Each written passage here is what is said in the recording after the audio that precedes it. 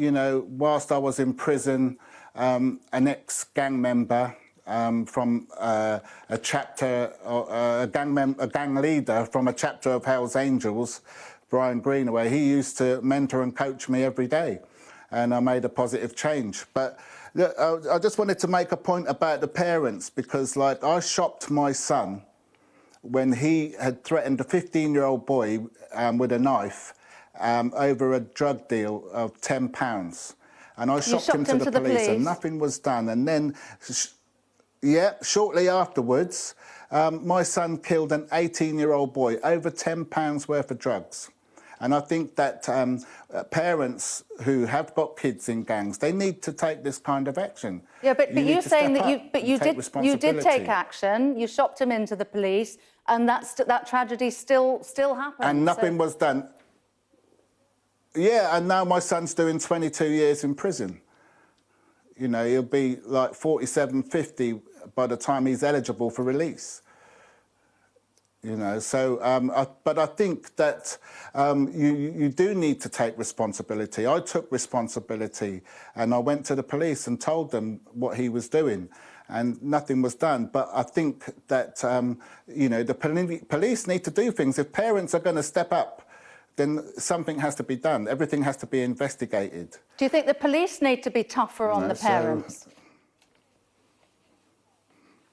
They need to be given powers to be tougher, and there needs to be, you know, if you remove all these known gang members, you need to have more of a police presence on the streets to reinstate, you know, trust in our police force and for our communities to feel safe.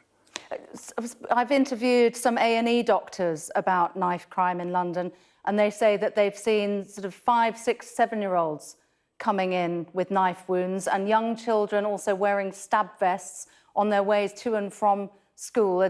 Just tell us a bit more about that. Is that something that you're familiar with? I've heard about it as well. You know, it's, you know, fortunately, not at that level in some parts of Kent, because I work in Kent and South East London. But like I said before, you know, if you think that's bad, it's going to get worse. The gang members now, they're the younger ones, they're influencing the younger ones, grooming them, and the younger ones are becoming worse than their mentors. And so if you think what's happening now is bad, you know, God forbid, but it's going to get worse. And, and unless we take drastic action. What can parents do? I mean, you're going to have to if shopping them to the police may or may not be effective, your kid's in a gang, you're worried about the safety of your kid, perhaps you're worried about what they might do. What can a parent do? It's a pretty lonely position. Well, it is. So you can't put all the weight on the parents. The government, the laws have to be enforced to be able to help the parents, so that if they do make a complaint, if they do give intel to the police, then something's got to be done. It has to be investigated, it has to be acted upon. If you don't, then, you know, what help are you giving the parents?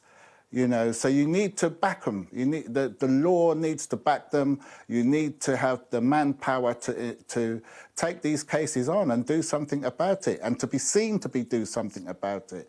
And then, you know, create some fear in the you know, in the gangs that, whoa, you know, they could get shopped, or you know, they don't feel safe anymore. Let them be the ones not to feel safe. But if you don't support the parents in this, why would you shop your kids? Why would you pass on information? You've got to help them. Yeah. Okay. All right. You know, otherwise you will definitely see it worse. All right, Lennox Rogers, really and interesting. And also, you've got to. Carry on. All right. Carry on. Final thought. Final thought from you. All right.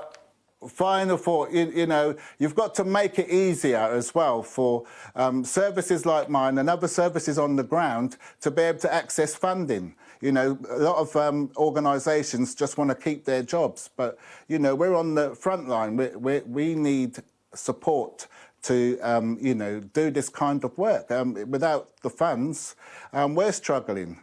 So please help us. Make it easier for a lot of these services like mine on the ground who are doing very valuable work, early intervention, to be able to get the funds. All right, or else, it's going to have a domino effect. OK, well, it's great work that you're doing. All power to you. Lennox Rogers, thank you very much for joining us on Sky News. Thank you. All right. Well, let's get more now on the report by MPs, which says that vaping could be the key weapon in the health service's stop smoking arsenal. Well, joining me from Edinburgh is Linda Bold. She's a professor of health policy at